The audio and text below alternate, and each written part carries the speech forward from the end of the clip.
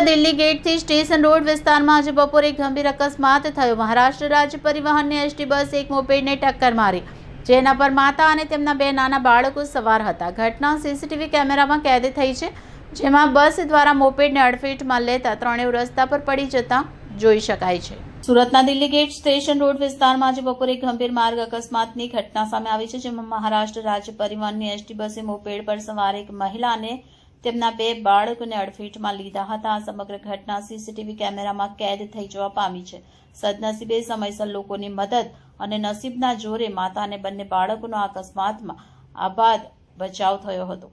પ્રાપ્ત માહિતી અનુસાર આ અકસ્માત સુરતના અત્યંત વ્યસ્ત ગણાતા દિલ્હી ગેટથી સ્ટેશન રોડ તરફ જતા માર્ગ પર થયો હતો। મહારાષ્ટ્ર રાજ્ય પરિવહનની એક બસ પૂરપાટ ઝડપે આ માર્ગ પરથી પસાર થઈ રહી હતી। તે જ સમયે એક મહિલા પોતાના બે નાના બાળકો સાથે મોપેડ પર જઈ રહ્યા હતા।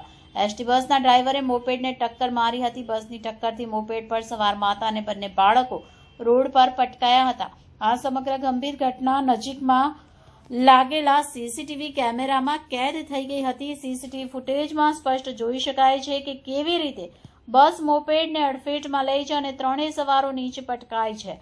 અકસ્માત થતાં જ આસપાસના લોકો તાત્કાલિક મદદ માટે દોડી આવ્યા હતા।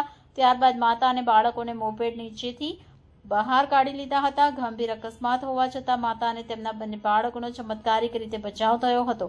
તેઓને ગંભીર ઈજાઓ થતાં ટળી હતી, જો કે એક બાળકને પગના ભાગે સામાન્ય ઈજા પહોંચી હતી, જેને પ્રાથમિક સારવાર માટે નજીકની હોસ્પિટલમાં લઈ જવામાં આવ્યું હતું। અન્ય માતા અને બીજા બાળક સુરક્ષિત છે। સ્થાનિક પોલીસે ઘટના સ્થળે પહોંચીને અકસ્માતને લઈ વધુ તપાસ હાથ ધરી છે।